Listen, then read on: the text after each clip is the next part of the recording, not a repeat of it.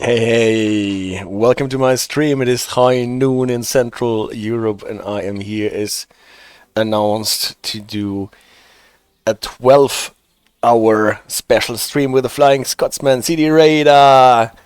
Well, hello there. Alright, this time I am not as proficient enough to understand what you are saying, but we will find out at least until next time. So I can close this. The game is booting up. Hello there. Well, that is great. And much nicer than what you said the other day. Well, the Flying Scotsman, a great locomotive. If you look at it, where it layers to, it is the East Coast Main Line, what is totally makes sense, because this is where it ran as the Flying Scotsman service in real life. And then the West Somerset Railway remastered. Shouldn't it be on a lot more routes, I thought, and this is what we are going to try, if it works, running this locomotive. And we have to go to free roam. We just drop into the timetable and free roam a bit, then we will see if it actually works. We're getting quite long trains, so we are not able to stop everywhere. But nevertheless, since it is the Flying Scotsman, I have to start in Scotland. Obviously, on the Glasgow to Edinburgh route. Here is Glasgow Queen Street, there is Edinburgh Waverly Station, and Edinburgh Waverly Station is the starting point for the original Flying Scotsman service, then to the south along the East Coast Main Line until you get to London King's Cross, I think, where it ended up. This is where the East Coast Main Line typically goes, to the King's Cross station, though we do not have yet in the game, do we? So let's start quite early on, maybe at 5:30, and try getting our train somewhere on the tracks in Glasgow's Queen Street, because they are quite short. Yes, 12 hours to fill, that means we have about like 10 services that we want to fill. And since the Flying Scotsman is a locomotive that most famously did not stay on the British Isle but travelled to the United States and to Australia, I want to have it travel to the United States. At least to Australia I cannot have it travel because we do not have any Australian routes, unfortunately, but at least we can go to the United States. Petro, thank you for your first appearance on the chat. And all from the Czech Republic, great. So at least 2 people from the Czech Republic are watching. Dobrý den to you. So, where is the longest platform here in Edinburgh Queen Street where we can put our train? It is one to the left or to the right where we are standing. Let's see if we can get a train here. If we spawn it with the predefined formations, we will have at least 11 Mark II cars, I think.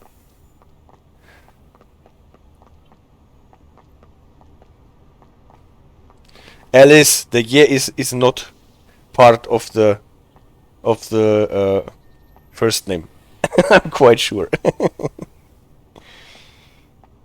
I would have thought it's Petr Jelinek.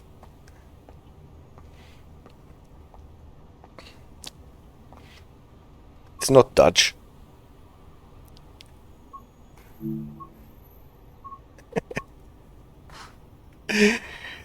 No problem at all. I hope. I hope you did not scare him away.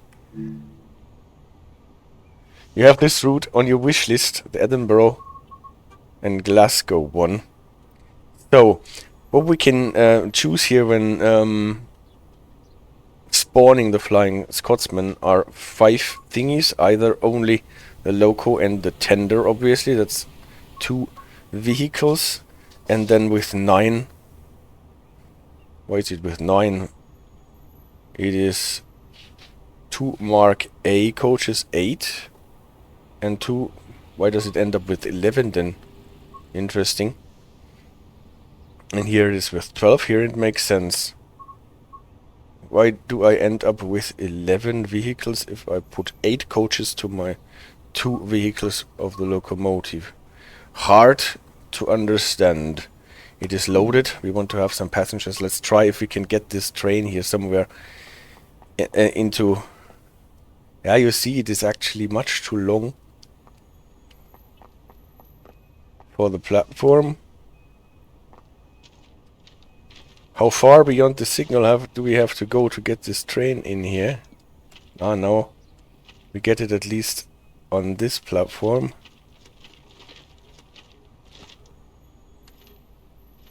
Does the work if I spawn it in here?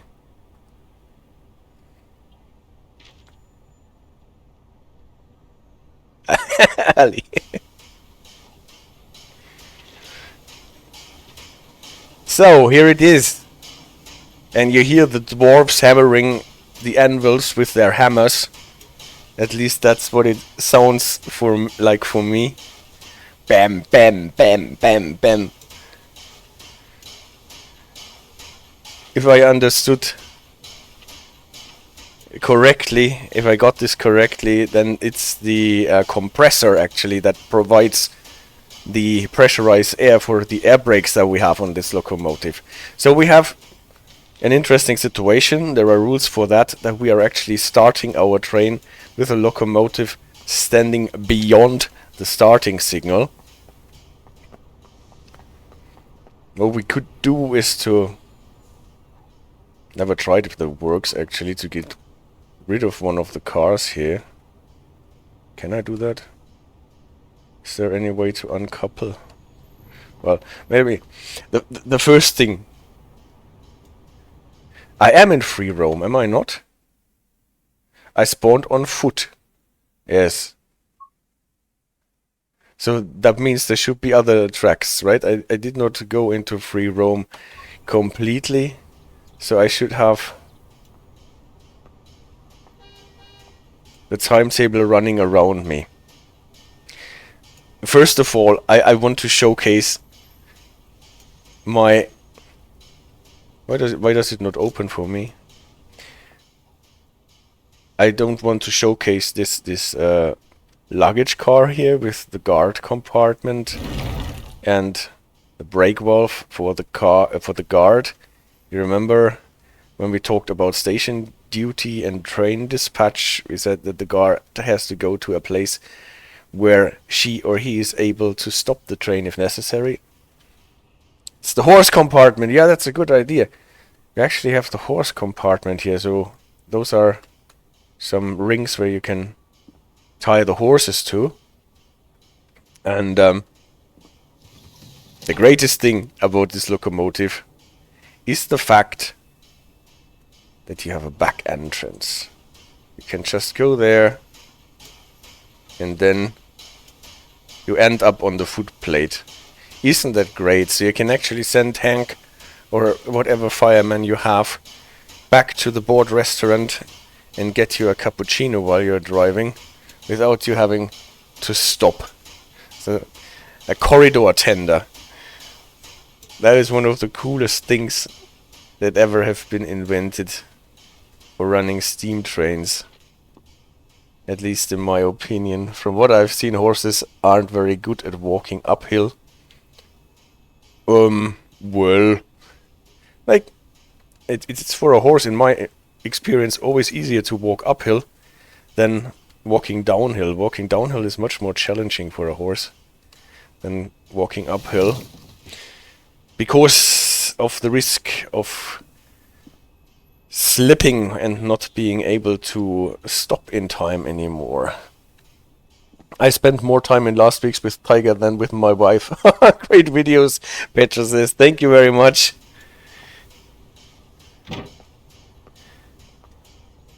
We all do, says CD Radar.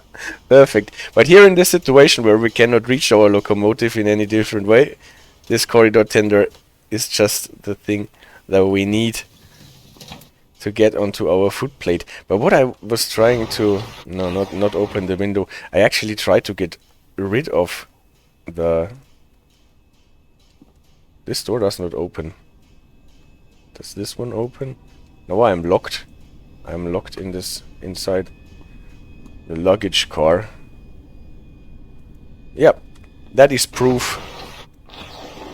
Can only open the windows. But I cannot leave through the window, obviously. Escape the Scotsman. Yeah, true. That's interesting. Ah, here is a door.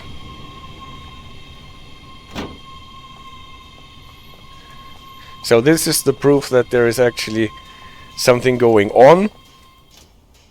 And what I wanted to do is to try to uncouple and get rid.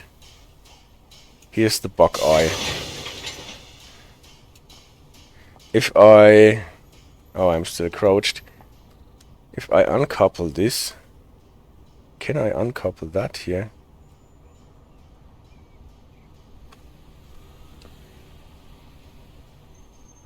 Or is there no way to uncouple those cars?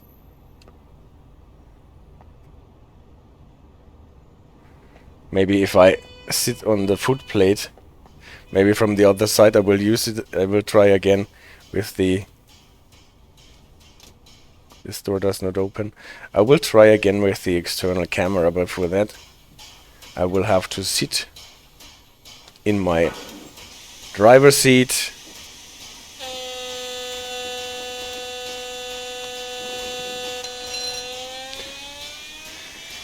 AWS. And then let's try again. There is actually a procedure for what happens if you have to start your train if the signal is actually behind you and you cannot see that. But I did not want to do... what is that now? I did not want to do operating rules today. So is there any way... Ah, I saw it. So, I uncoupled that one. And if I despawn the luggage car, then maybe I can set back the locomotive.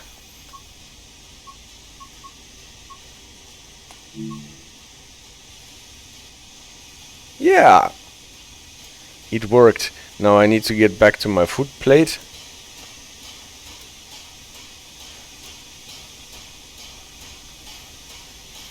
I cannot go down there.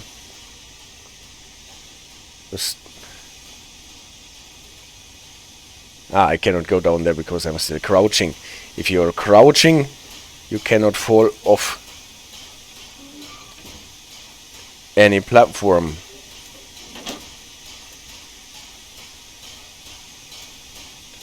We want a presentation about the procedure. Petra. We will find a time for that. Every time I am running the Scotsman, I'm turning off the lights here and turning on that light here, because otherwise I can never read my gauges here. So now we have to set back a bit. That means we have to put the reverser into reverse, and it is already running. Why is that? Releasing the brakes. You can see we have two gauges for the brake, the air brakes.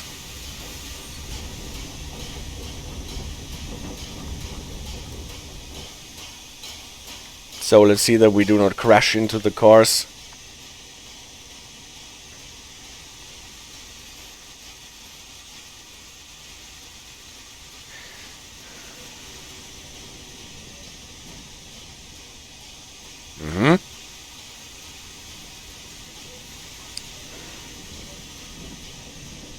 Buckeye couplers, that means that should actually couple up automatically.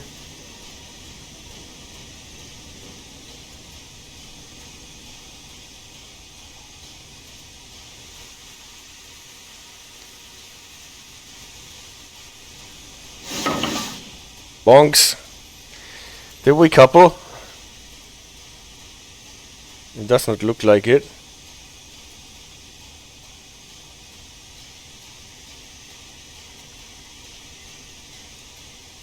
should be the correct coupler, shouldn't it?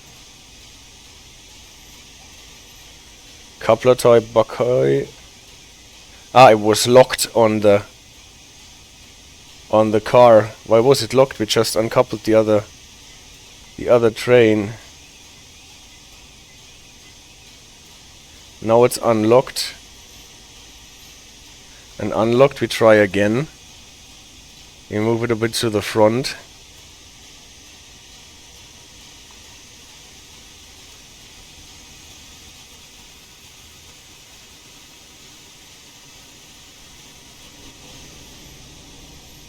And back again.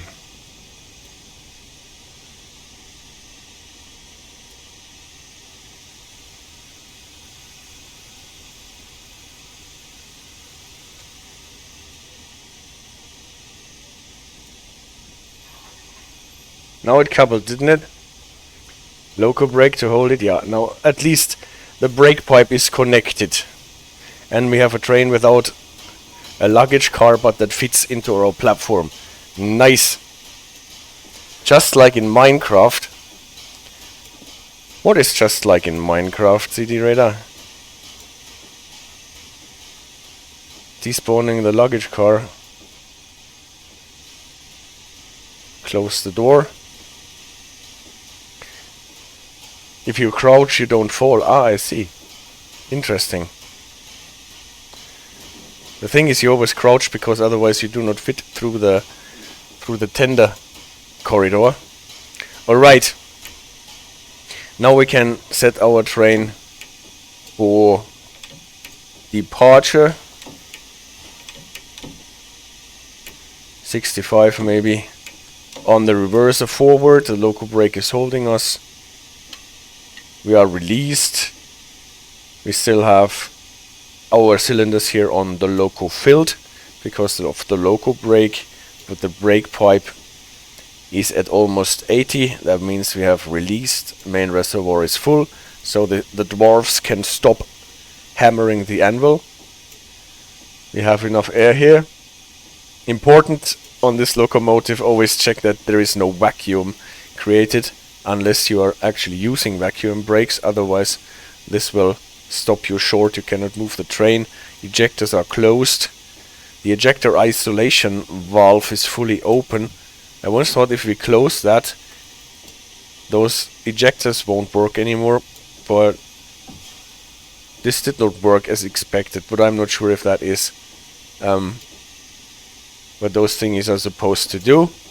And what I've learned from the train simulator driver, when you're entering a locomotive, a steam locomotive, you should always check if the water returns to the same level on both glasses. Yep, it does. Very nice. So then we can actually prepare for depart. Ask the signaler, and obviously we have to do that for ourselves. Since we are in free roam, we have to set a path that we can run. And I don't want to stop too often, but maybe once or twice along the way. Otherwise it's getting too boring if we don't stop, but we need a station with a platform that is long enough. And never forget we are on the left side. So let's see. Maybe we can get our train here. Stop at location as indicated. Since I did not stop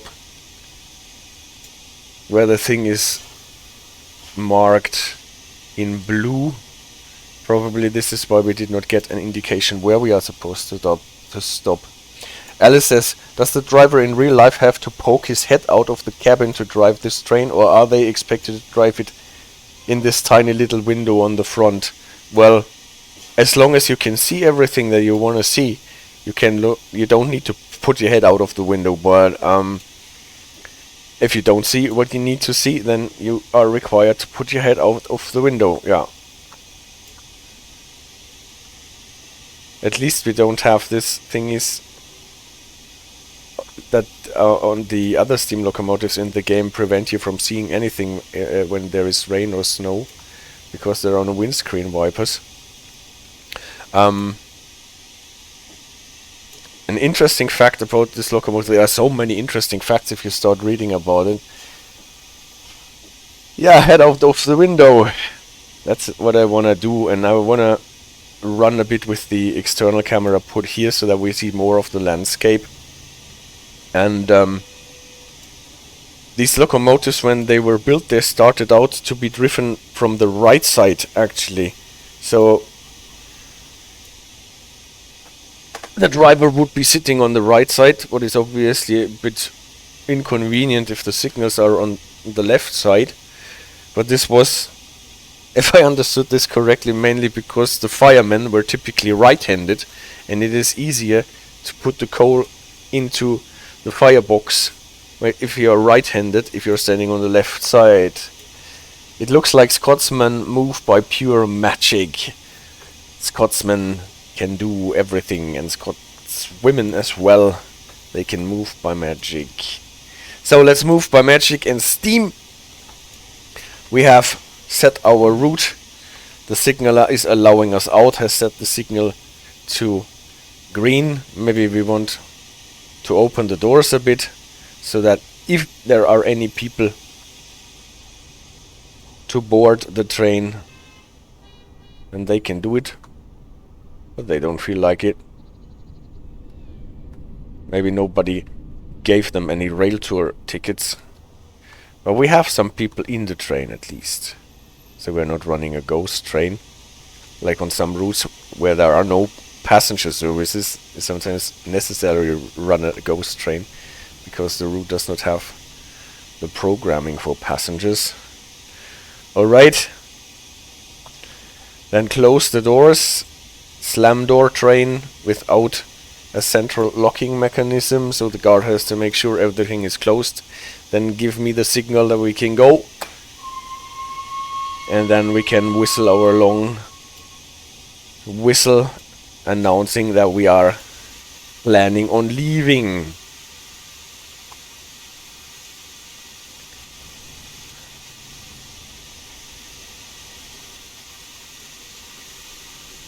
And then starting this train.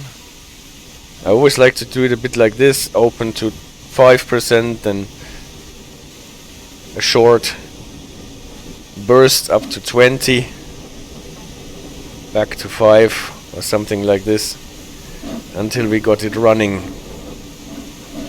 And the first proper shots are out of the chimney.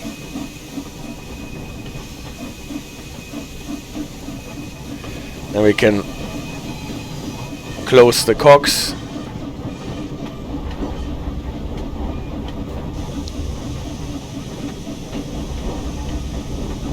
And here with the lighting, that we can read our gauges here, is because of this light here. If it is off, we cannot read the gauges anymore. And I cannot find the light anymore. And this works better than those lights here, because there is not so much reflection. Can get the reverser back.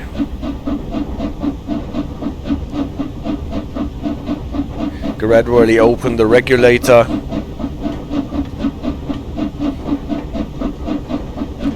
The blower here is one of those controls that more or less work by magic due to the automatic firing. By the way, we do not have a fireman when we are running in free roam.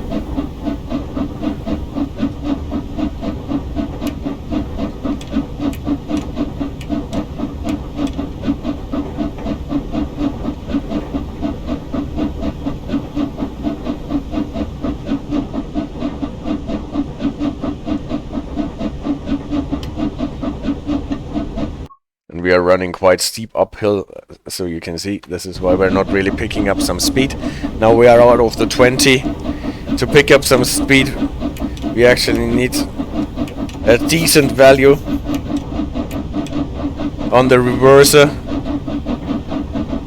in a gradient of that kind.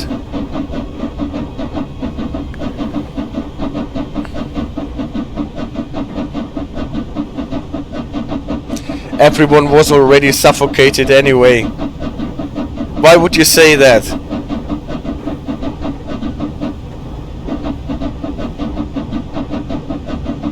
All my exhaust fumes are on the ceiling. Yeah, I'm in a tunnel. That's true.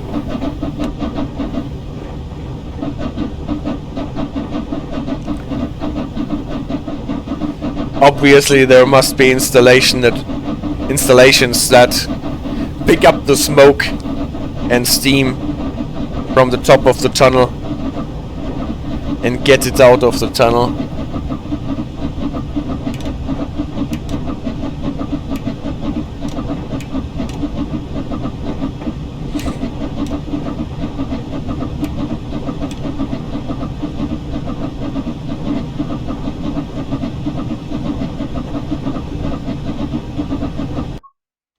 So we are already in the 50 miles per hour. By the way, I can turn on the DLC marker. Oops.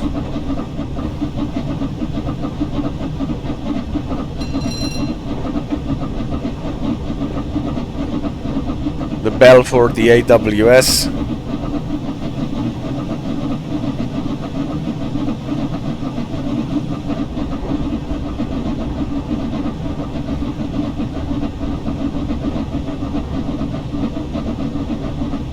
So, and we're still in the heavy gradient.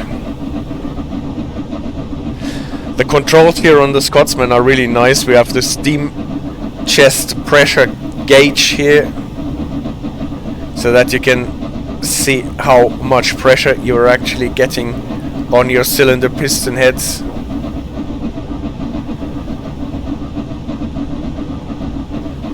The boiler pressure gauge is here. And the one to the right, I'm not entirely sure what this is for. Never seen it move.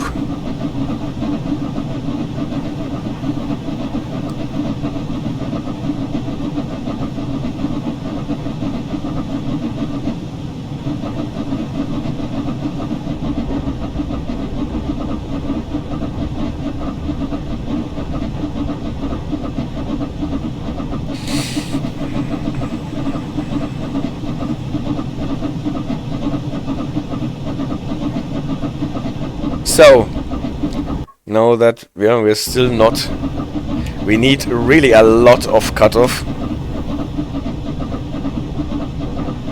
to not lose too much speed here in the gradient. That gradient here is providing a lot of drag.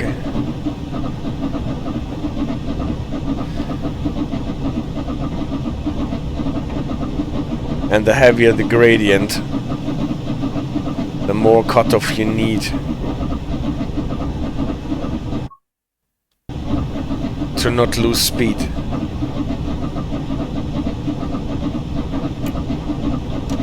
See if we go to the max, if we can. Now we're losing speed then. Sometimes it is really interesting how you can feel around what cutoff makes you lose the least amount of momentum.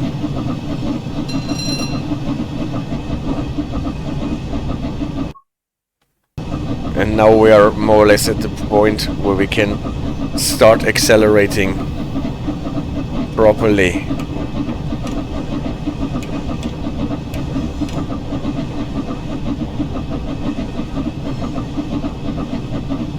But reducing the cutoff still makes us lose speed. Yeah, now we're gaining. Now we're gaining speed.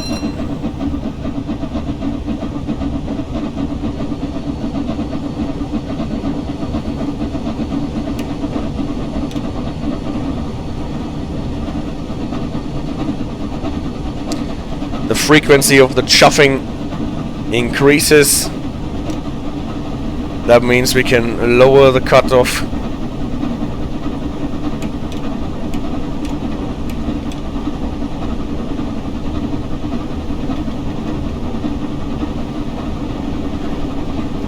And we can start picking up speed.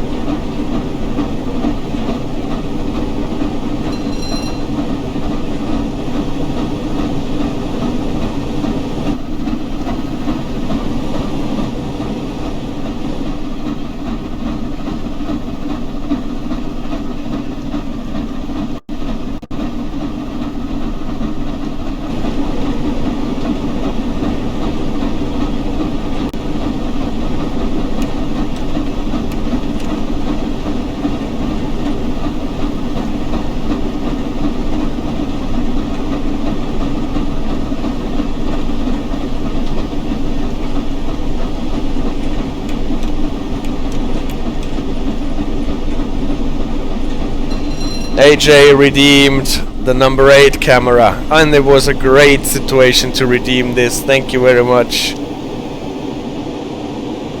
A full drive-by through this little tunnel or bridge.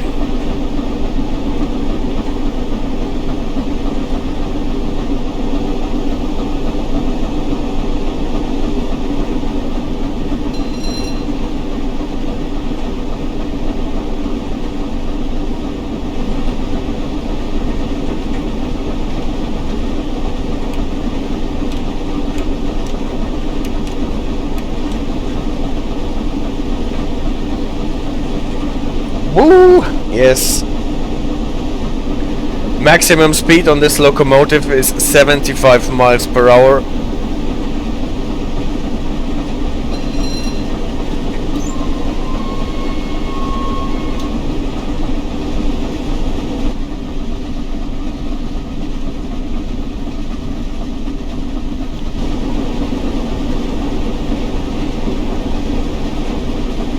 And we're already getting closer to our maximum speed. We're running more or less on level ground.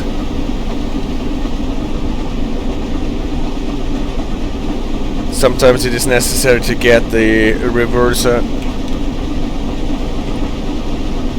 to a lower cutoff to gain even more speed on level ground.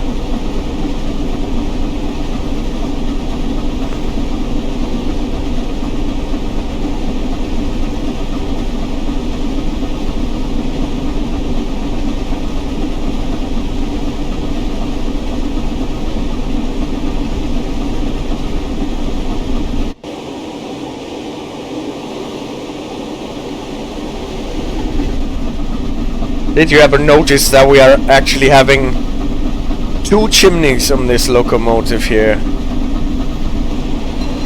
The moment only one of them is emitting smoke and steam, but I think I have caught the second one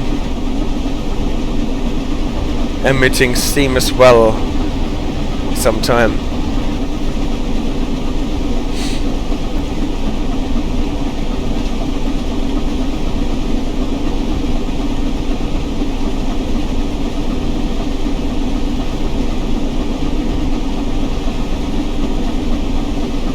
The second one is also for emitting steam.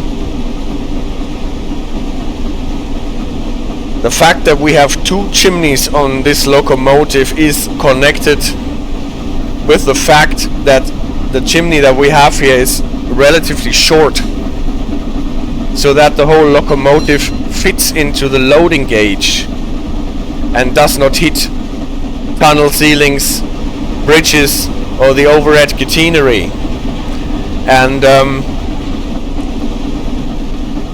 a short chimney, on the other hand, has the problem that it cannot provide so much draft that is needed to get out all the exhaust fumes from a big boiler and a big firebox. And then all the fumes would come out like here, through the cat flap. So that we suffocate actually on the foot plate, and we don't want that. And one idea was, if we cannot have a long and high chimney, then we have 2, so that we can actually divide the area that we can use for getting our steam out,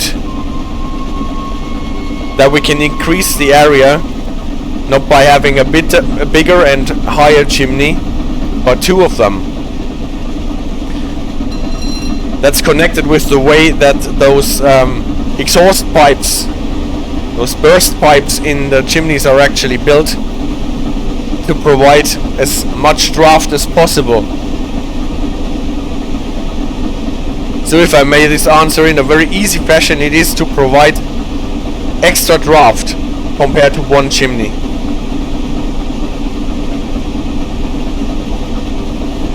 I think that this is the setup that the Flying Scotsman has nowadays, with a double kill chop chimney. Kill chop being a special way to build the exhaust pipe, the burst pipe, to provide maximum exhaust force, maximum draft, to pull out the exhaust fumes from the firebox. What's quite interesting, because this funny name Kill chop is because there were two ideas combined. One that a Finnish engineer, an engineer from Finland, came up with. Kyllele something was his name, and this was combined with an idea by a French engineer called Chapelon, I think. This makes it a Kill chop layout of the exhaust pipe, if I'm not mistaken. And I think that the Flying Scotsman still has a double Kill chop exhaust pipe.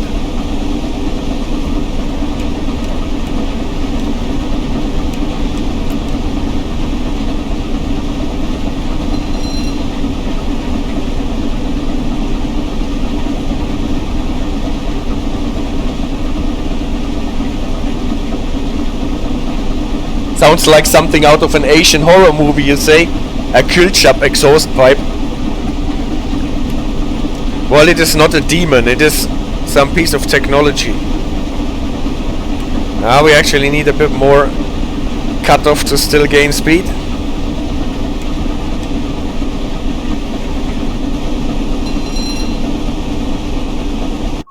It's the gradient slightly rising.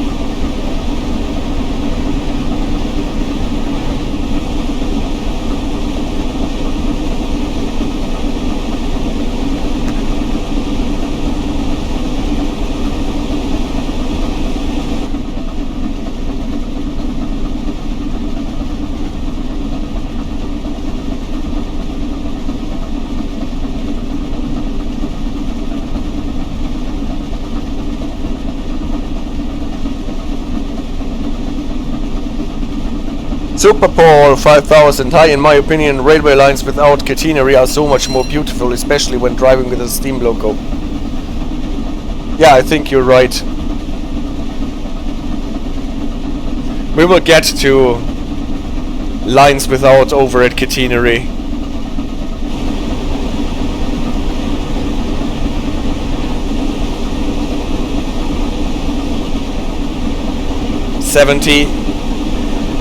AJ asks, so question on the side, you are going to be driving this train all over the place, but are there routes that you can't choose because for some reasons the Scotsman can't drive there?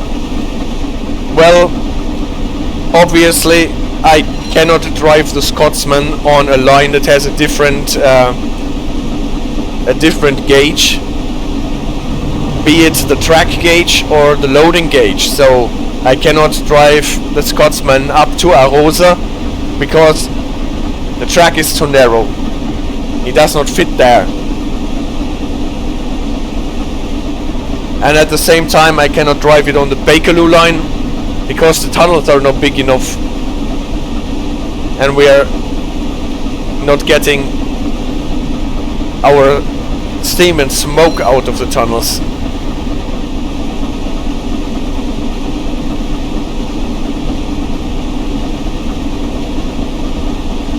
But apart from that, most of the lines in the game I should be able to drive it on. I would not necessarily be allowed to drive it on, because obviously the AWS, TPWS that we have on the Scotsman here does not work on lines that don't have this.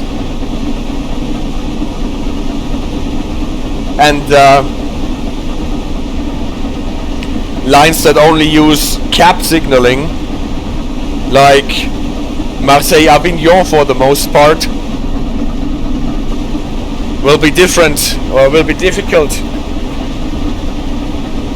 to control our train there, since the Scotsman does not have the TBM 430 system.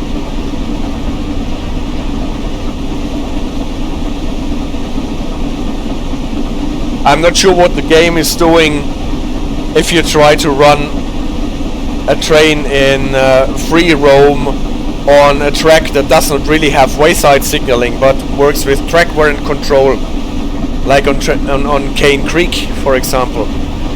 Now we got to slow down a bit because we actually reached our 75. As soon as we're coasting, we're supposed to put the reverser to 25 forward, as this sign says, at least when coasting faster than 25 miles. But in the train sim world you could theoretically place it anywhere, right? I think so.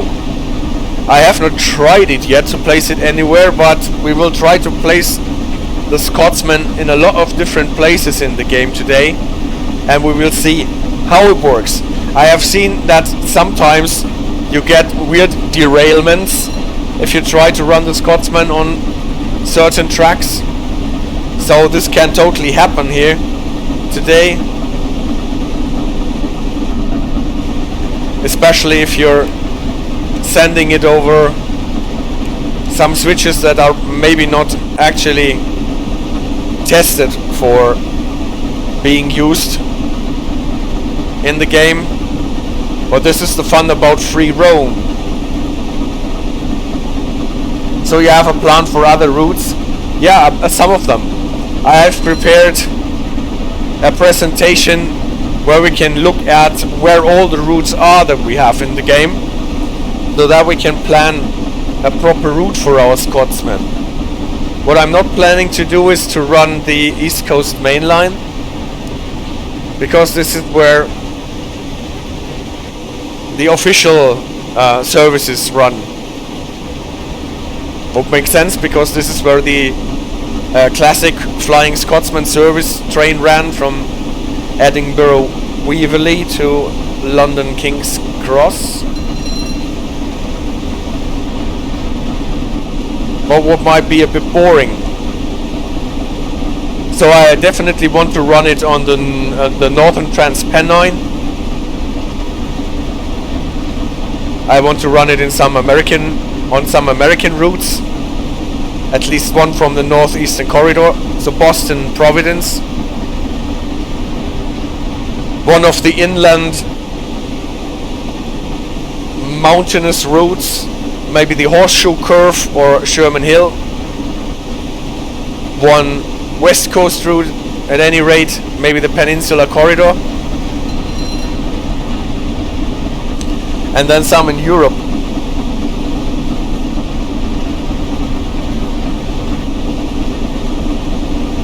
Well, the Scotsman actually ran a lot in the United States in the 60s, 70s and 80s, didn't it? It actually had a cow catcher then. So those thingies, those grids that you had in front of, that you put in front of your locomotive so that you can, I don't know why it is a cow catcher, by the way. It doesn't really catch the cows, right? It's more a cow deflector.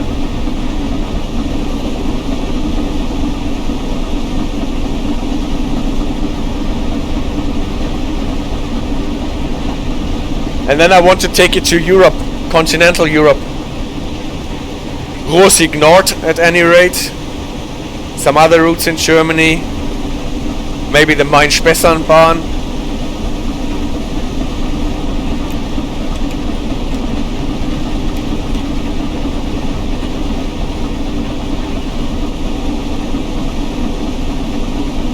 Luzern-Sursee, to have something in the Schweiz, in Switzerland.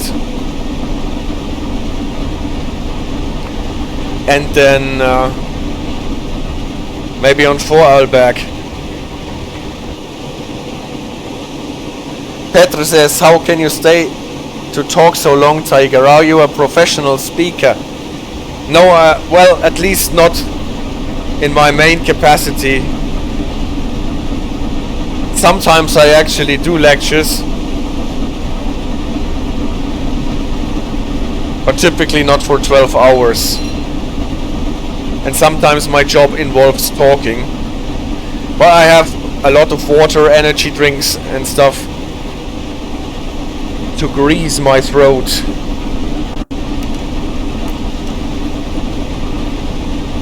Another question is whether I can keep up shouting over the noise that my engine makes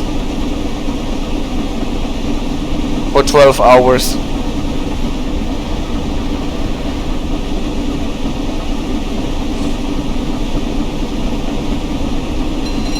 Turn the volume down if not, yes. But I actually like the effect that it has, that the voice sounds a bit shouty, because this is what you would expect when running a steam engine. So, I think I can go to coasting the train now. 2.5 miles. The air brakes that we have on the Scotsman are actually quite effective from what I've seen. And we're getting our double yellow. So listen to the AWS.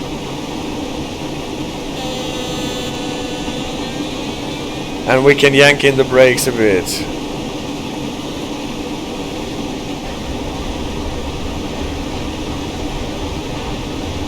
I'm doing this a bit like the American way. On the double yellow, slow down to 40. On the single yellow, slow down to 30. Like what you would do in most American signaling systems when getting an advanced approach and an approach. And then in Great Britain you also have the AWS magnets. The dwarfs are hitting their anvil again. The compressor is working. I'm used to be quiet, I'm married cis better. Okay. I hope you are not used to being shouted at. Married or not. And Super Paul says, I wonder if the Scotsman could go up a steep gradient in Switzerland. Well, that was an idea, like getting the Scotsman from Dante to Elkhorn on the Clinchfield Railroad. There we can Are my doors open? Jesus Christ, am I driving with open doors? How did that happen? There was someone on the door, on the train, opening the doors.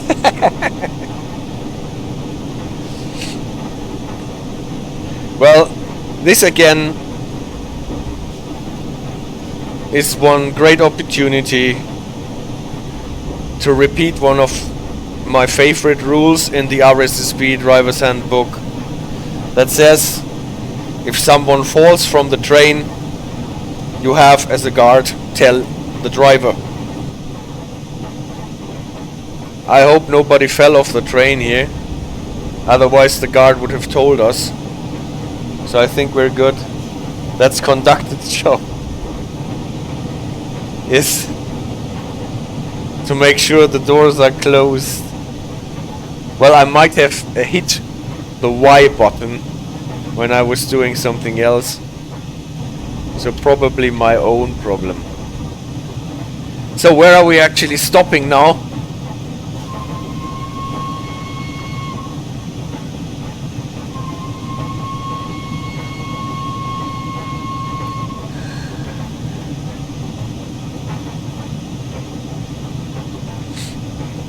I've tested the Scotsman on sandpatch grade, by the way, and this was not a problem at all. The 2% gradient on sandpatch grade, the Scotsman took it in a stride.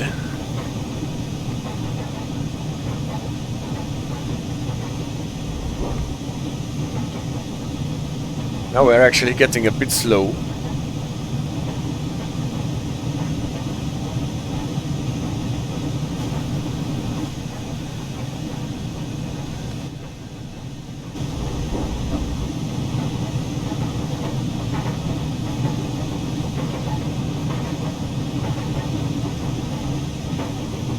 Here's the magnet for the red light.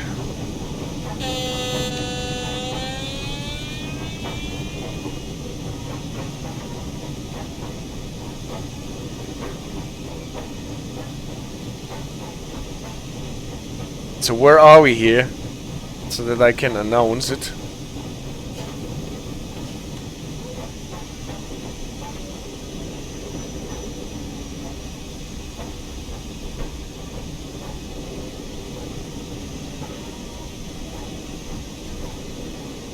I always love it when a heavy train crawls into its stopping position like that. It's just coasting.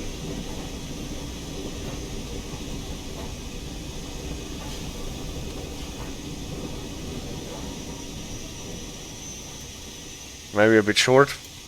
Did we have enough? Almost enough room for our last car. So the guard would not have opened the last one here.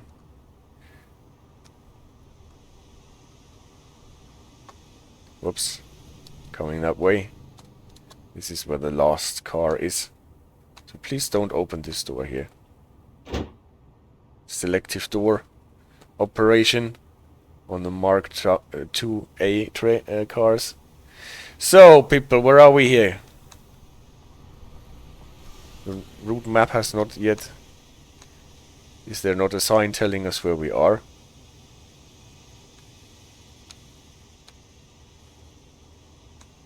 A nice waiting area here.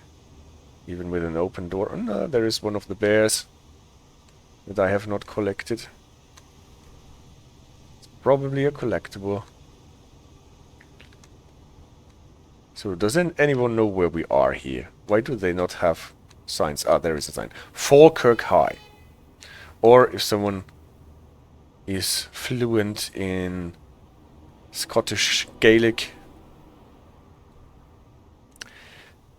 Well. So people, we will be good to leave in like 1 minute again. Just have to put in a new... Oh, we did not even stop in our stopping position. But I don't mind. I can just remove the path.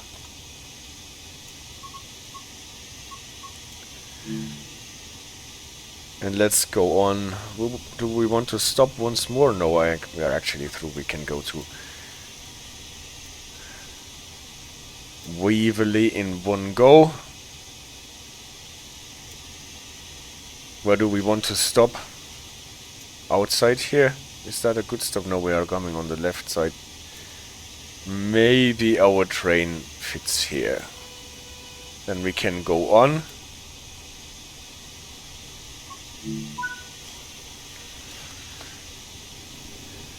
Obviously we need a bit more on... Oh, it did not open. Cylinder cocks, do it now. So that we can say we did it. Close the doors. Loco brakes. What is happening here? A car is running on my head. Because somehow I managed to be inside the bridge structure. Doors are closed. Guard is telling us we're ready to go. So this is what we're trying to do.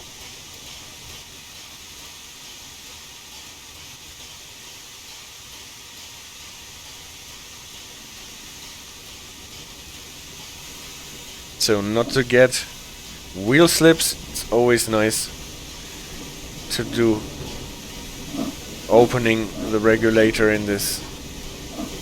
Open it, close it, open it, close it, and then you can more or less have it on steadily.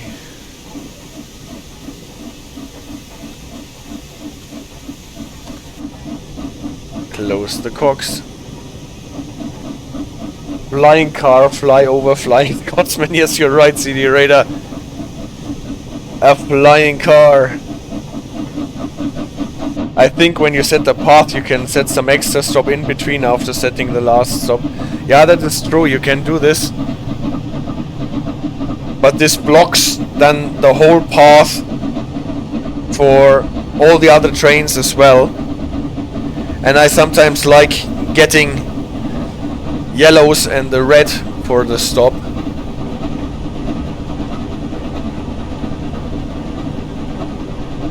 And as far as I have seen, Paul, but correct me if it is wrong, I can only put in go via points and no stops in between. At least I have not found where I can set the stops.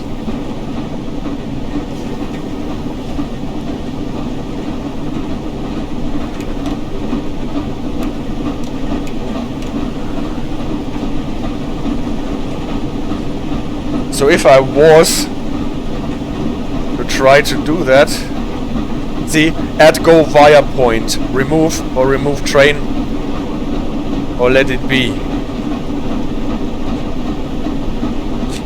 And obviously I can stop on a go via point as well. No one forces me to not stop.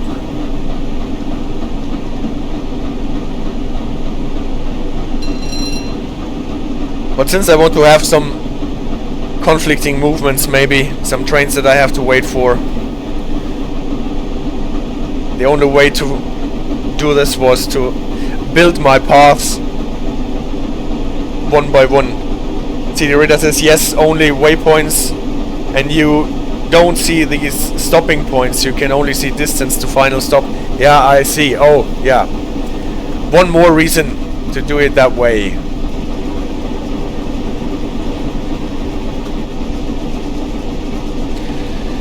Nice lighting now. 6:30 in the morning. Light clouds, sun in front of us. Running from Glasgow to Edinburgh on the Flying Scotsman, on my personal celebratory 12-hour stream. Wish that was the weather in real life, says Alice. We will be getting this. When I was out with the dogs this morning, it was like this.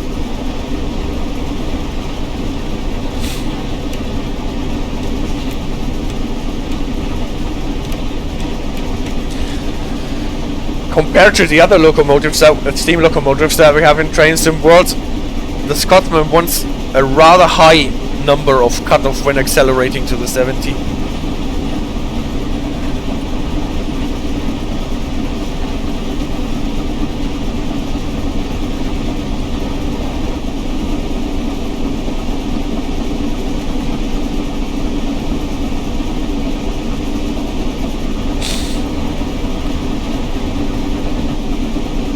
Yeah, and on the last celebratory stream we stayed in one DLC on one route and ran different trains, and today we are staying on one locomotive on one train and running it on different routes. Have you noticed those thingies, by the way? Those blinkers. You don't have that on the other British locomotives that we have seen in the game so far. They actually look like German parts, right? You see a lot of German locomotives with those parts mounted to their smoke box. And they are actually German type smoke deflectors. They are actually. They are. The problem with building this double kill shop chimney, the low chimney, is that the smoke can actually obscure this little piece of visibility that you have when running this train from the footplate.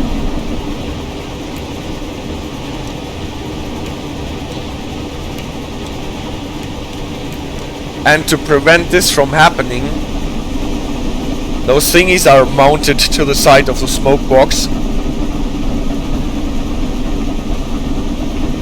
And there are different types, and this type is called, what is it called again? A Witte type.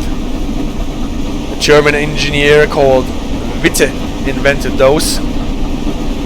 Before that, locomotives in Germany had bigger smoke deflectors with more metal. Wagner pipe. And then this Witte guy invented those, and they are very, very typical for German steam locomotives.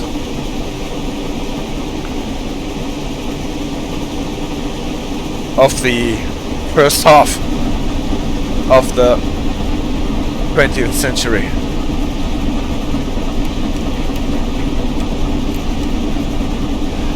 And the Flying Scotsman got them in whatever, 61, 60, just after it got the double kill chop chimney.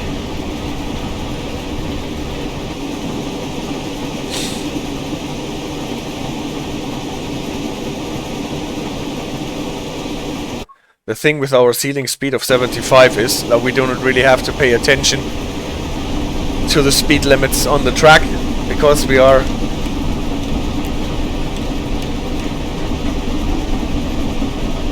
not allowed to go slower anyway.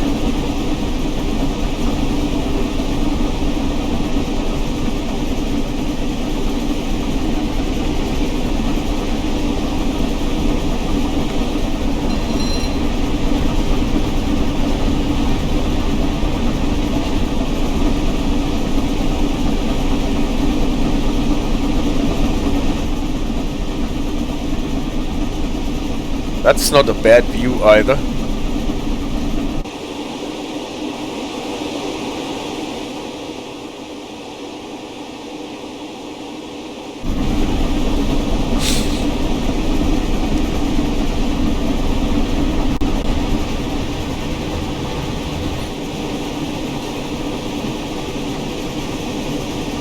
Isn't this nice? With the rising sun.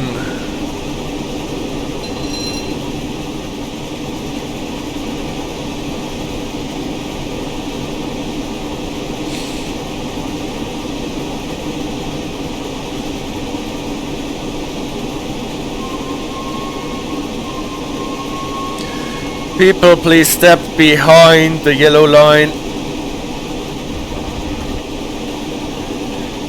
You don't want to be picked up by my Witte style float deflectors.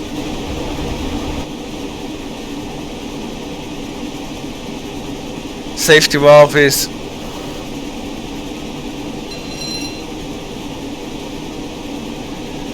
going off all the time.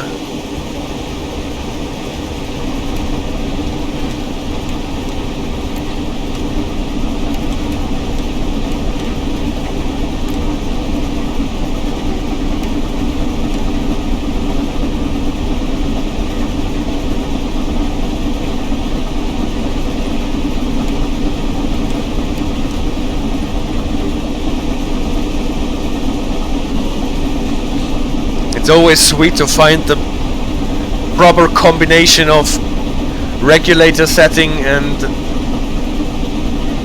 reverser setting.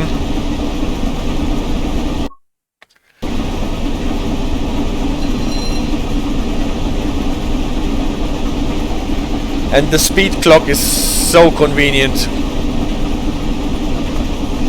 Always can see whether you need more or less regulator, not regulator. Regulator typically is just fully open most of the time, or almost fully open. But the reverser setting,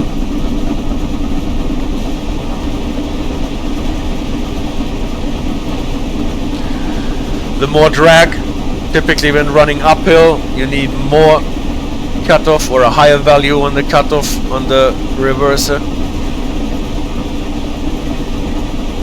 And when running downhill or on level ground, you can actually run faster with lower reverser settings, because then the piston valve in the valve chamber does not need to travel so big a distance. and then it can actually go faster.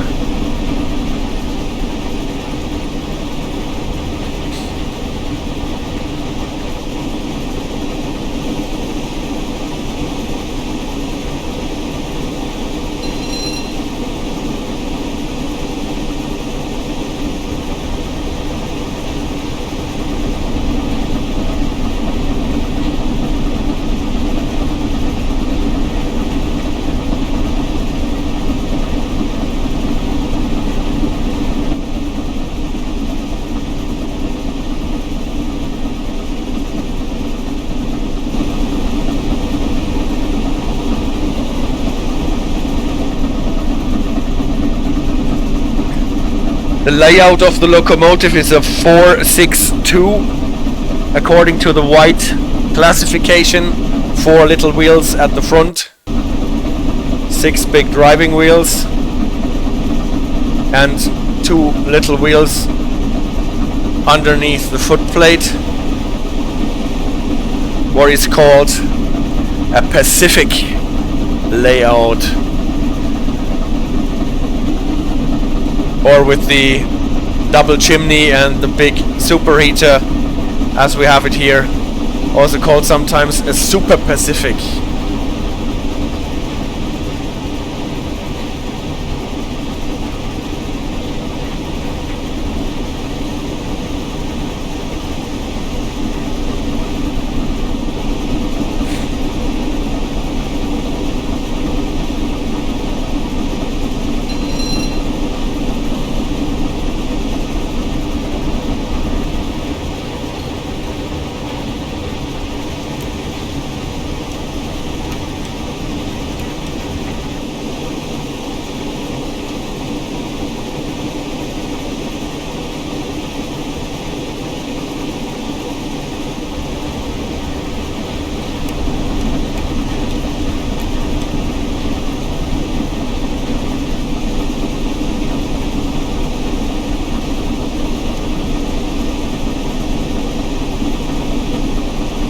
After having driven this train for 12 hours, I will have to get back to my habit of hitting the SIFA button, because that is what we obviously don't have to do here. No DSD, no vigilance device, just the AWS alarm.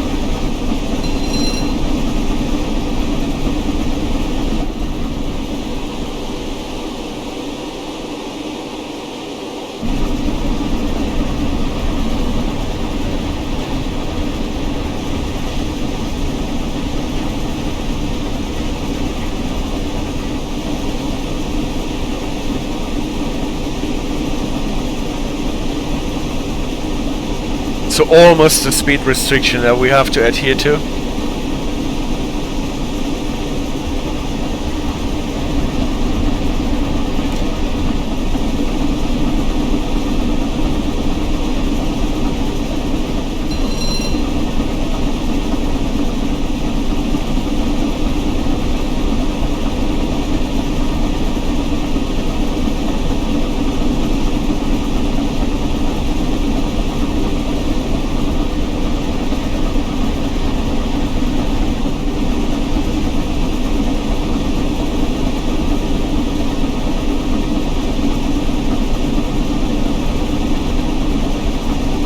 Yay, we can go 100 again.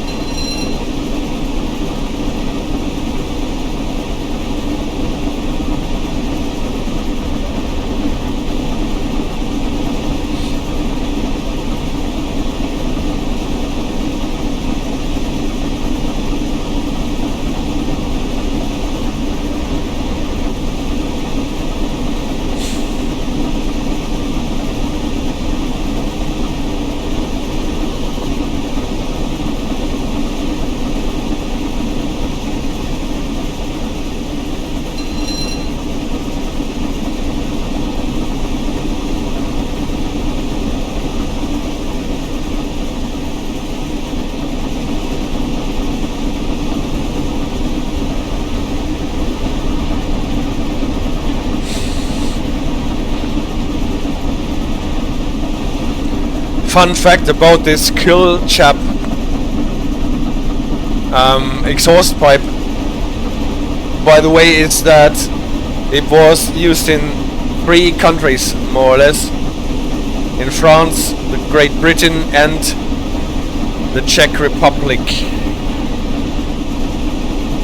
Czechoslovakia at the time.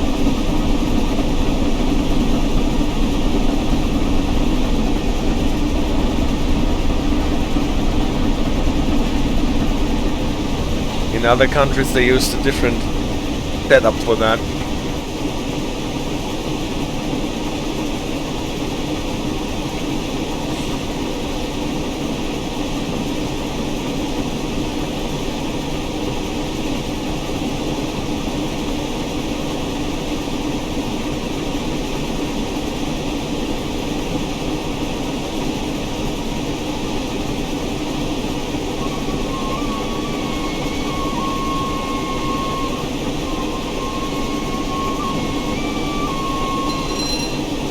Well, with the lags, the whistle sounds a bit like when I tried to play the recorder as a child. How do you know how much water and coal is left on the train? Actually, for the water we have a gauge. Here, full 4000. So somewhere here would be an indicator for that. And for how much coal is left, we just look into the compartment and get an impression.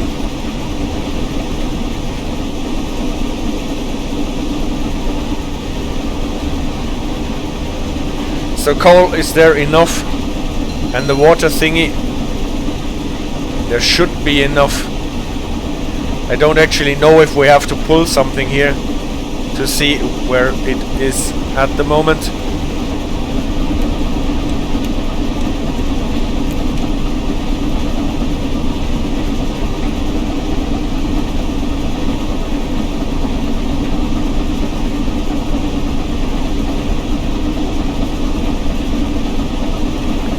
And to see how much water there is actually in the boiler, you can always see that here with those gauges. Should be in the middle, then everything is okay. Now we are actually preparing to slow down to the 40 past Haymarket.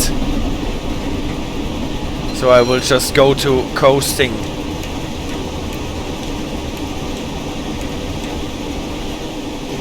I guess we will get the moped board for the 40. And see, the radar says he is from the Czech Republic.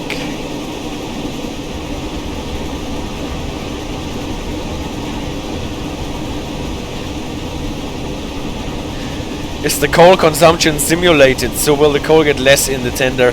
I actually do not know. Since the manual firing is not really a thing that works at the moment, I am not sure if we can actually drive so long and so far. It might be, since we can refill at least, so the refilling procedure is simulated for the coal, and also the water refilling procedure.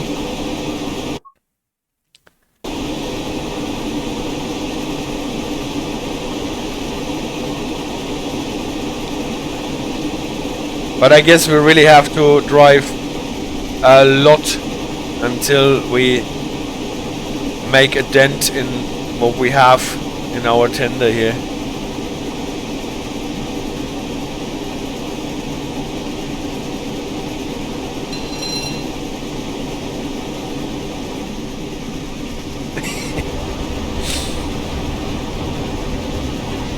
So no moped for the 40, alright. And we will have to slow down on our own accord.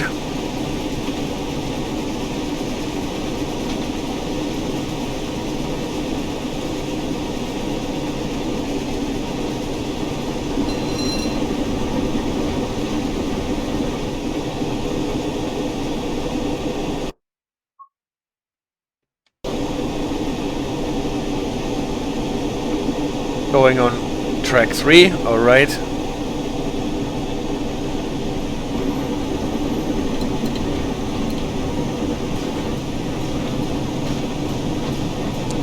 And the dwarves are hitting the anvils again.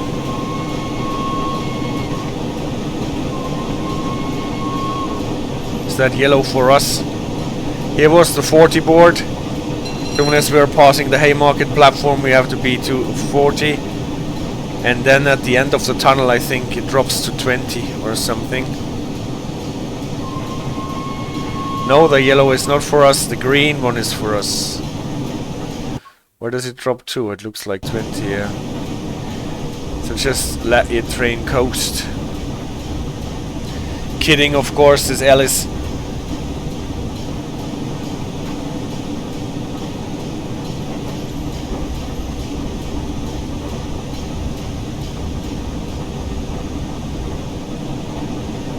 And the dwarf stopped. Enough air. Every time you brake, then the dwarfs have to hit the anvil again.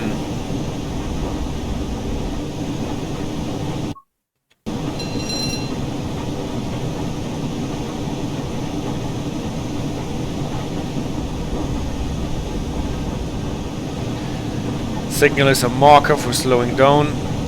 20.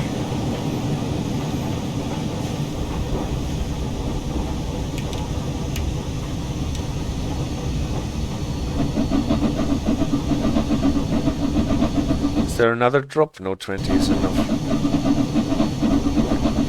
What is actually happening when the dwarves are hitting the hammers? Then the compressor for the air brake system is ramming air into the main reservoir. So it's providing the air that we need for our brake system. See, the radar was just on. They are busy with themselves. Whoops. On the chat. So the dwarfs are refilling this thing here. Main air, main reservoir. Ah, we're getting routed to the left.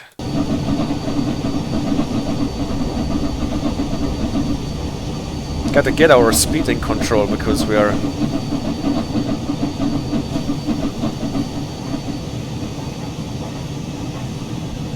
Oh, we're still firing. Oh, right, that was not in full coasting mode. We're going to the far left.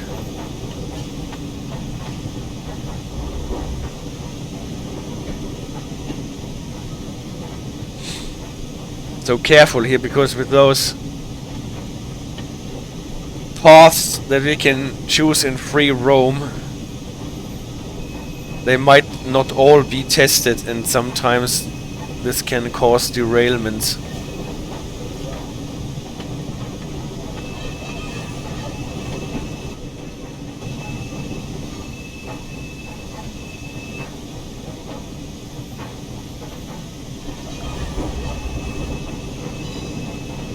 So, and we're getting some Scottish rain for the last part of our journey.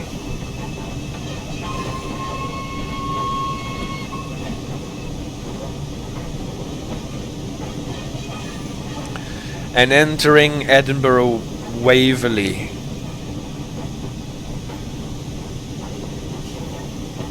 This is one of the few stations in the game that I have actually visited in real life already.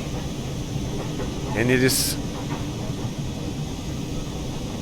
a very special station because it is located in the middle of the city, but one level below the city, more or less.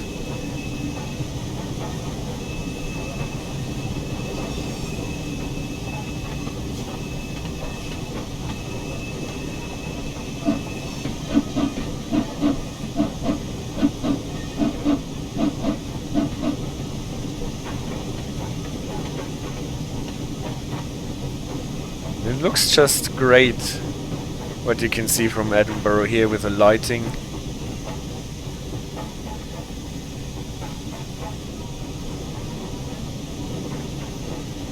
I think Rivet did a great job here.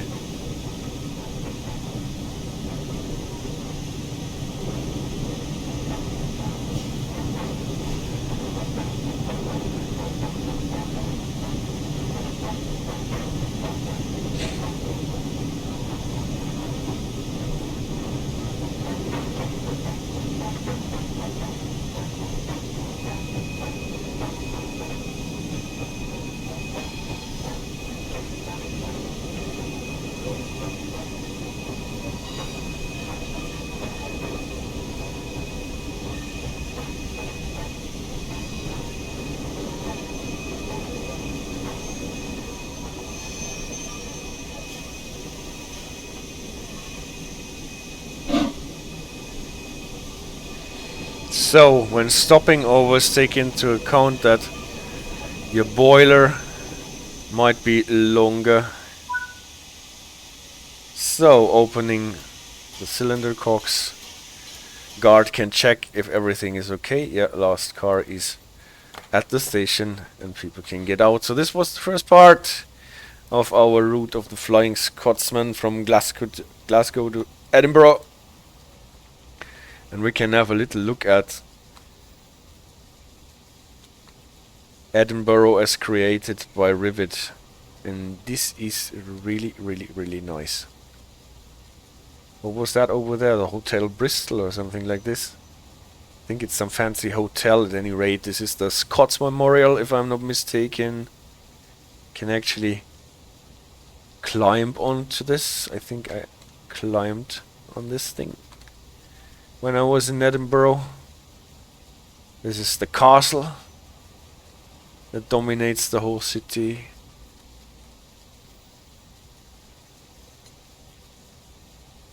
Over there is the old town. Up there is the new town.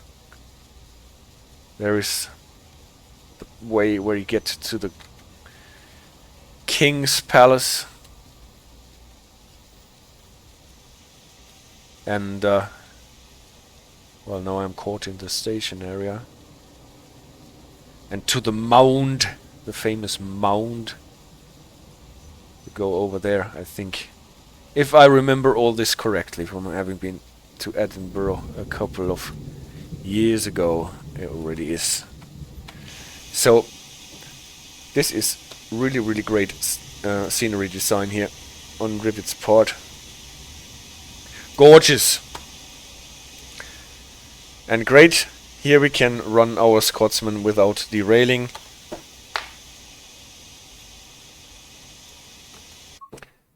And call it the end for the first chapter.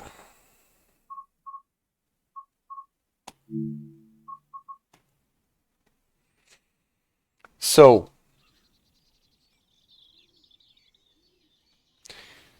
before we go on, why is that already Germany? That is not what I wanted to show. I wanted to start with the United Kingdom, obviously. Thank you, AJ. Well, before we pick our next route, let's just check what routes there actually are in the game so far.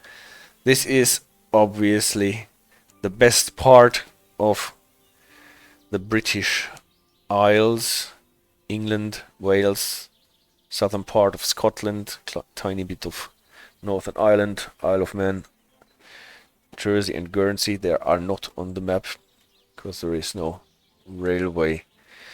What routes do we have in the United Kingdom? That was the first one as far as I remember, so I will go through them a bit in the order of how they were released historically.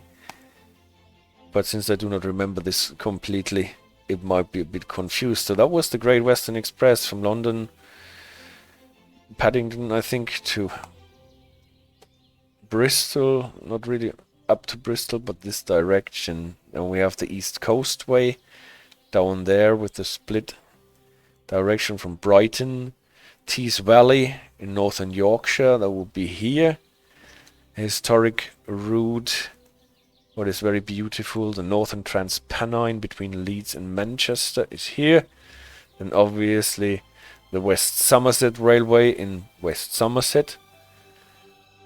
This little thingy is the Island Line on the Isle of Wight. Then with Trains in World 2 we got the Bakerloo Line in London. We got the South Eastern High Speed from London St Pancras to Feversham and Ashford. In Scotland we had the Cathcart Circle Line south of Glasgow. Then with the Summer Pass for Trains in World 2 we got the beautiful Brighton Main Line, still one of my favorite routes in the game. Rivet gave us the East Cornwall local. Alright. It is West Cornwall local. What did I say? East Cornwall local. Maybe I should fix this. Before we go on, it's a West Cornwall local.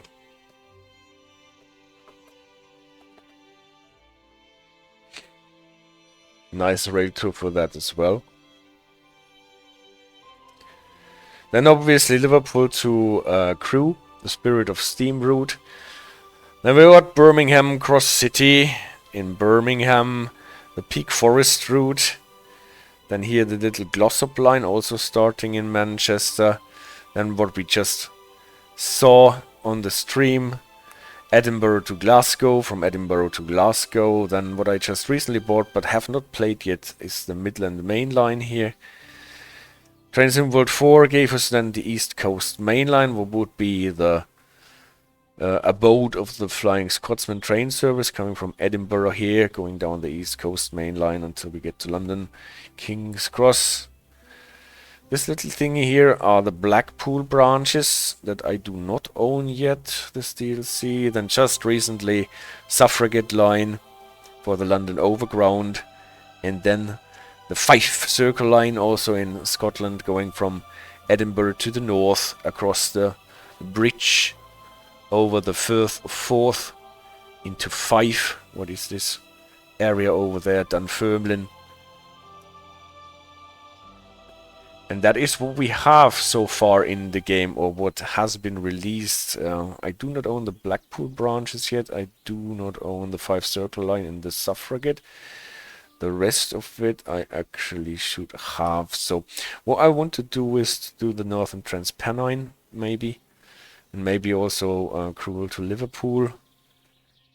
If you have any suggestions, just let me know. What I don't do is the East Coast Main Line, because this is where the typical services for the Flying Scotsman are installed. And the West Somerset Railway, where there is an official layer.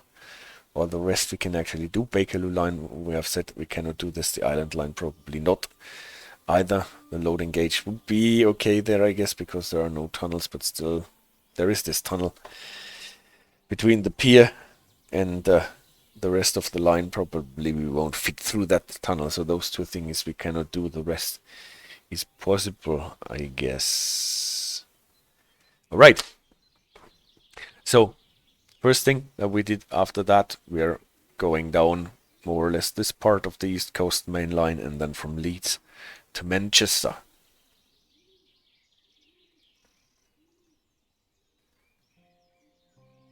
Spirit of Steam we have to do, says Alice, as a Steam loco. Why not? That is definitely a thing. So choose a route. What did I say I want to do with the Northern Transpennine? Last time I tried the Northern Transpennine, I actually derailed at Huddersfield. Well, Northern Transpennine is here. Timetable on foot. And now we can set the clock a bit earlier. We have started at 6:30 now, and maybe at 7:30. Not in Huddersfield, but in Leeds. What is here? Leeds. We start in Leeds.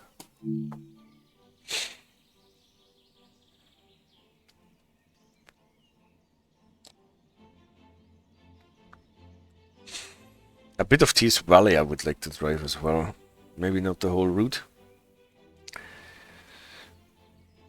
What we always have a problem with as a steam loco of that kind is if we are driving somewhere where we cannot turn around anymore and then the line ends and then we are positioned the wrong way about, and then we would have to go miles and miles on end with our train backwards, reversing, because we cannot turn around our locomotive.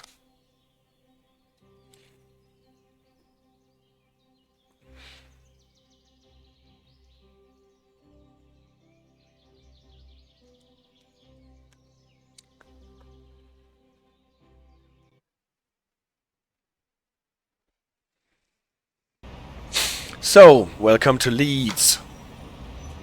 Leeds, here it says. Leeds. And here we actually have platforms that are definitely long enough for our train, for example. Which one would we want to have? This one or that one? Maybe the one closer to the center, because it is not used that often, and this is occupied here anyway. So, since I do not want to run across the tracks, I'm going back to the overpass.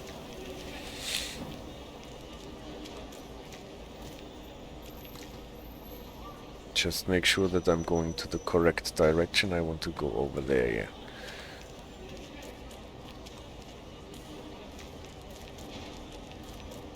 I gotta change the yellow text too. You are right, AJ, you are right. The yellow text for the DLC would be the Northern Transpennine. It still says Trains in World 2. I have to fix this quickly. Because last time I used the Northern Transpennine, it was still Train Sim World 2. Now it is correct and just need to move it a bit more to the right.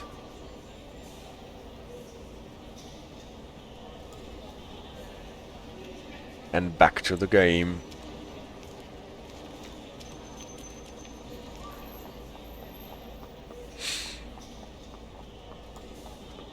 So how far do we need to go? Yes, still ahead. Thank you guys. Oh, even the people from the 80s got the suitcases now. That's cute. Yeah, it's the one that I wanted. And the passenger information screens are showing stuff. There is actually a train. No, it's not a train, it's just a loco. Let's see if we can spawn our train here. Maybe a bit more to the signal, so that we're not standing back so much. Again, that one close to 200 meters. Spawn it. Yeah, that works.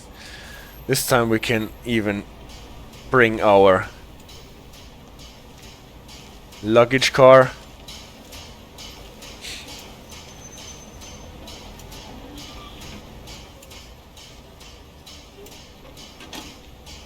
Prepare the train for departure. Turn on the AWS. Acknowledge the self-test. Here you can see why I don't like this lights on here, because you can't really read the gauges because of the reflection. This works well. Do we have water?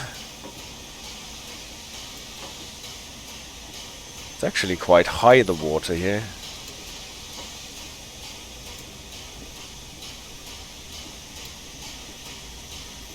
At any rate, we have water. We have enough coal We have water in the tank. Well, I can't read it, but it's probably full.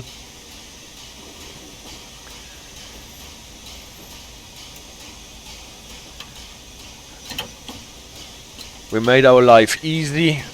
Got the dual braked Mark II-A cars.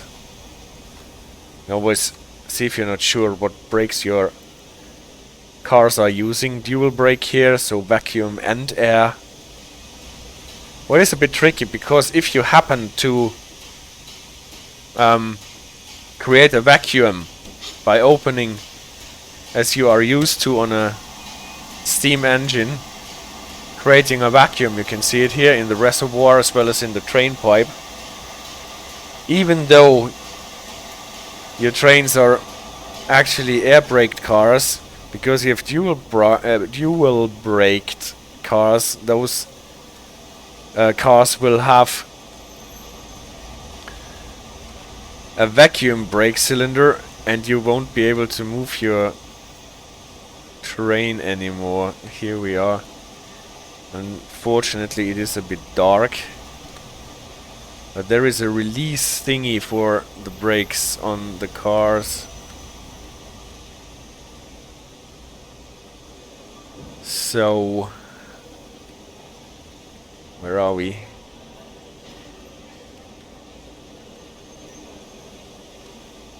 Problem is, now we would not be able to move our car. We would have to get rid of the vacuum again.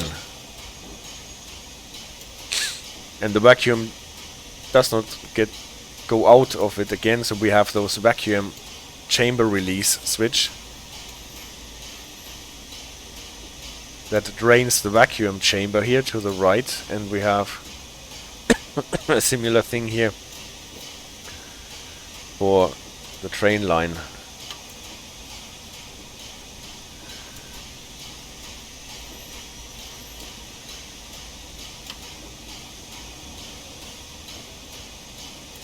For the tender brake. But still we have to release it on the cars as well. And for that you have to find the release thingy. Here it was, I just don't really see it. Here, vacuum brake valve for releasing it.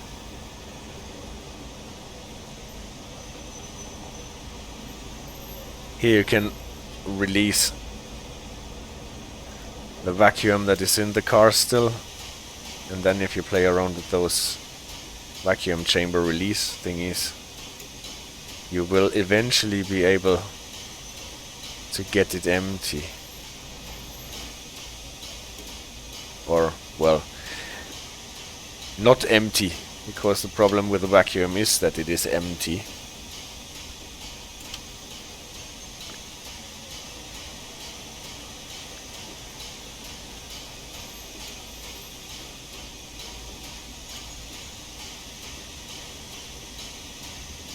There we have to hit it on the car once more, because it's not completely done.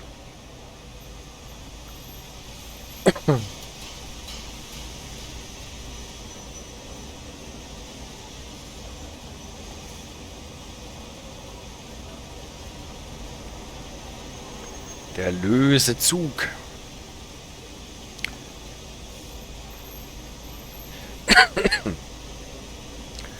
To get some air back into the vacuum brakes, destroy the vacuum like this, and then we can go, or should be able to go, because the dwarfs have created enough air for our air brake system.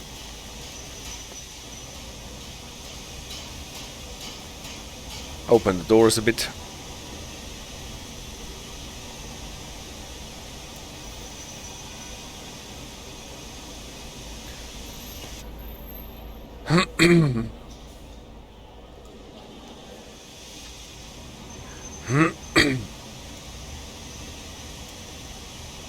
Or a really slow diesel engine.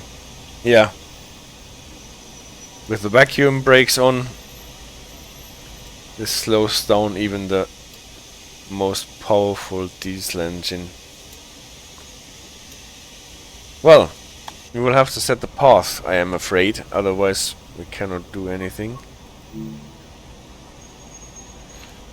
I think the stop that we want to do is in Huddersfield, because all the other thingies are too short for anything. The problem is, can I go here?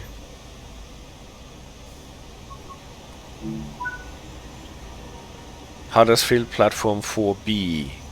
I hope this works. Last time I tried to go onto the track for the opposite direction in Huddersfield and I derailed, so we will see if that is a thing.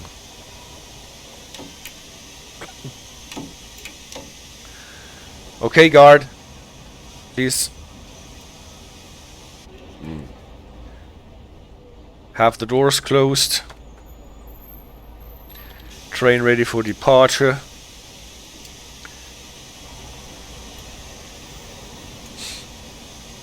Cylinder cocks are still open, I guess. Then we can try to get this thing running.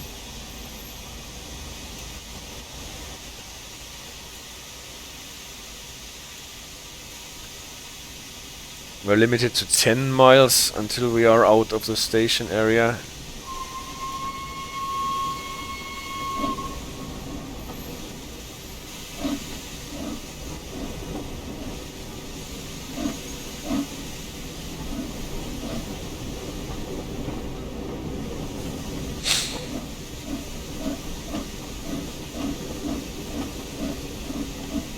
The Flying Scotsman flew off the tracks, you're right. It's rare that you actually see this happening in trains in World 4, because they always shut down the game quite quickly. But this time I actually saw the Flying Scotsman fly about.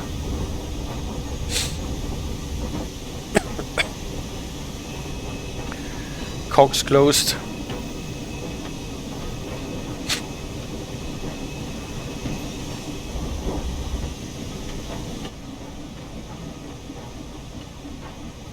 Leaving Leeds.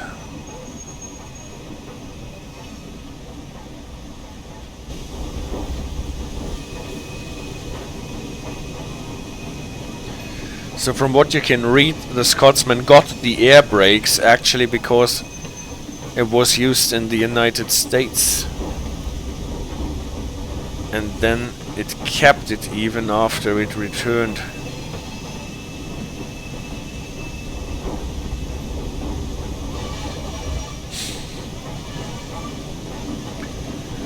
And you don't actually need to switch between air brakes and vacuum brakes, because your brake valve automatically operates both.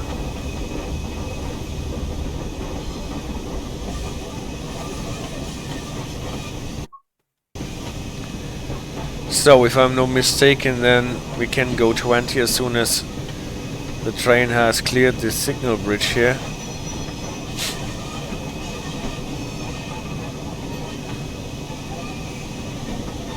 There is a 101 coming in.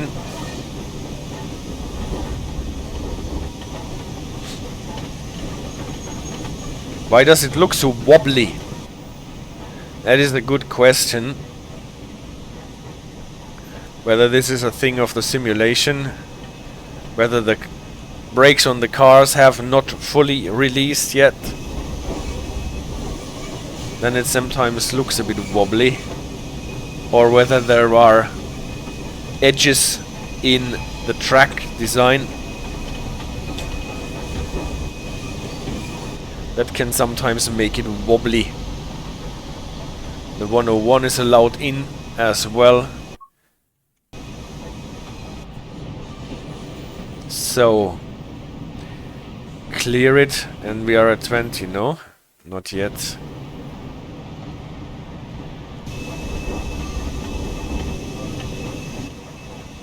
Where was it? Here. That was a nice view with a 101. Almost hitting us.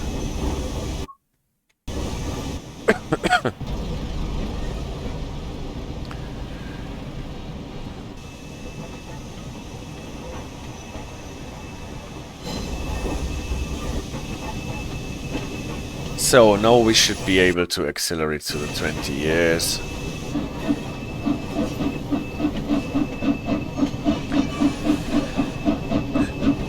For those,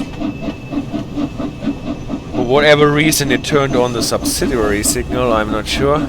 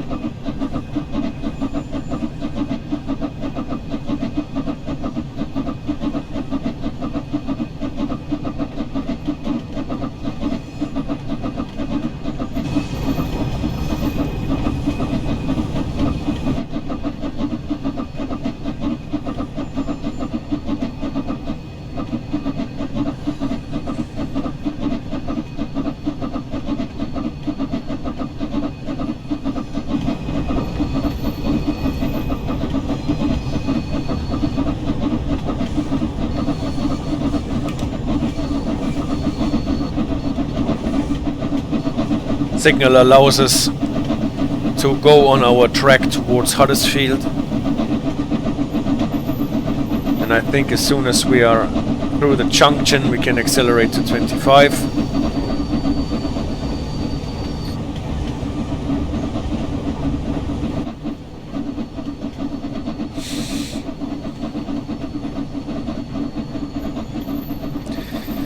In the background it is the big G's.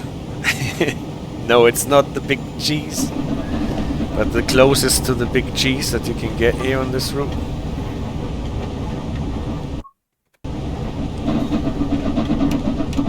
So, and now we can prepare for reasonably accelerating. Just making sure that we don't get wheel slips.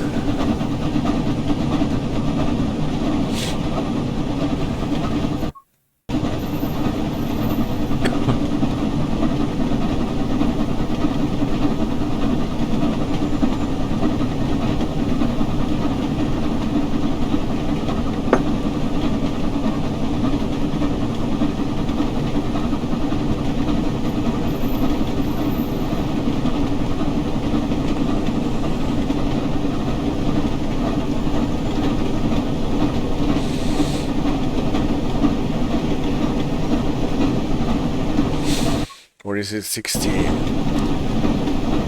See? Good thing that we only have this short chimney.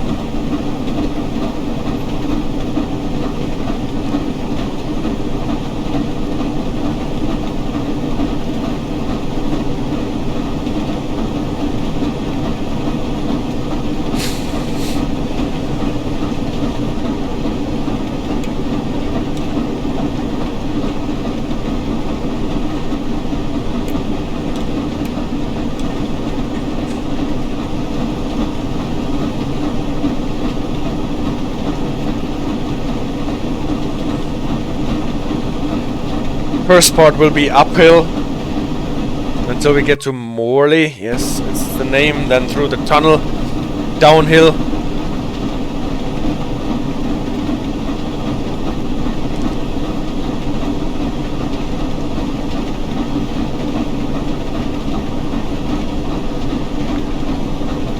A little bit on the high-speed track, branching off towards Huddersfield.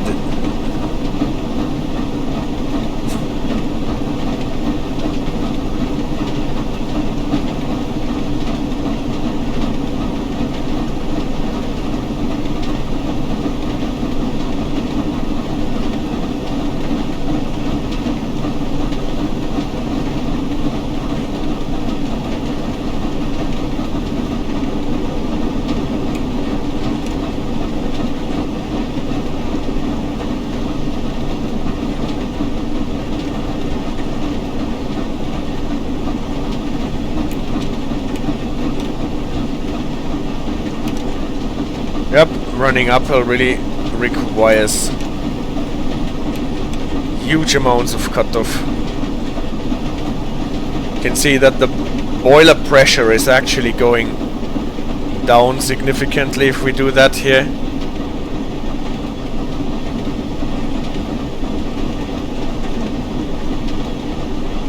Steam chest pressure as well. But as long as we're accelerating, it can't be so bad. We will recover on our way downhill.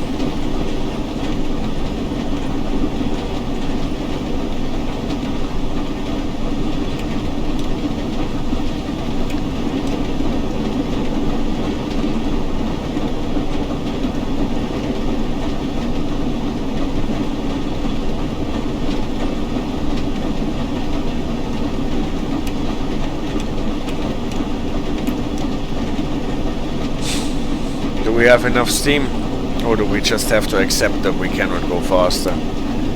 Probably we have to accept that accelerating uphill has its limits.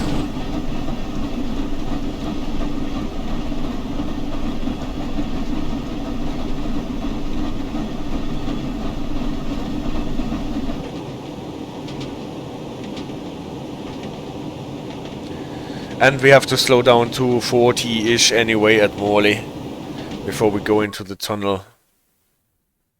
Yep, 50 it is. So we can just go.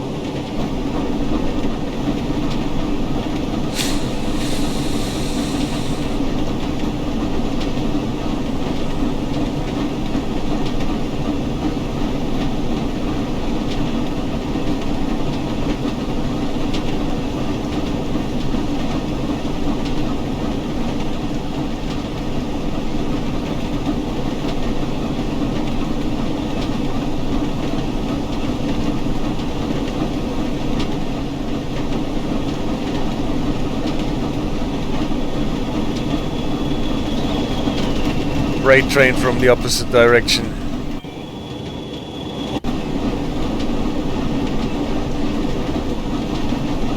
And we are going into the tunnel. Passing Morley. Banner repeater indicates a proceed. And into the tunnel.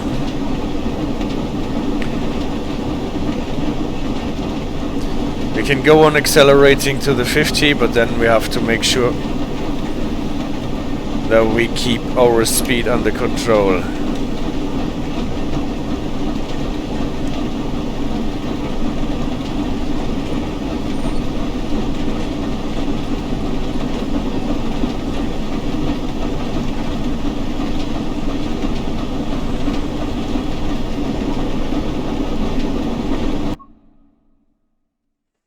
It is actually after getting through Morley. Okay, that's 60. And we can even accelerate a bit more.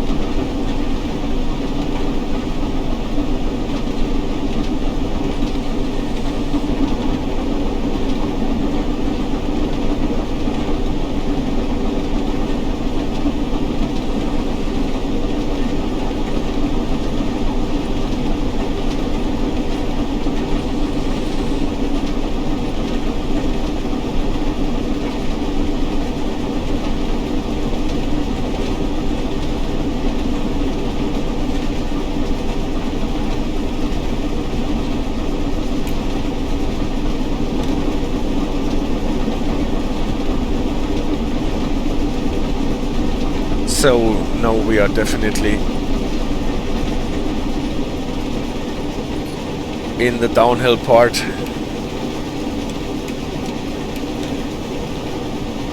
For coasting purposes, 12 hours of this sound. Well, it is especially hard in the tunnel, because as soon as we are out of the tunnel we can get a bit of a distance between us and the sound, and at least the dwarves are not hammering at the moment.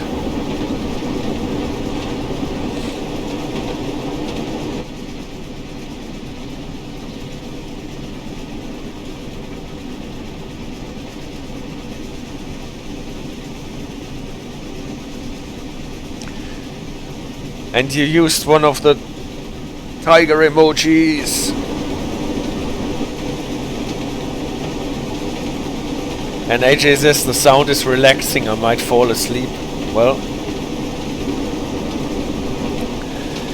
Yeah, well guys, just imagine actually working 12-hour shifts in an environment of that kind.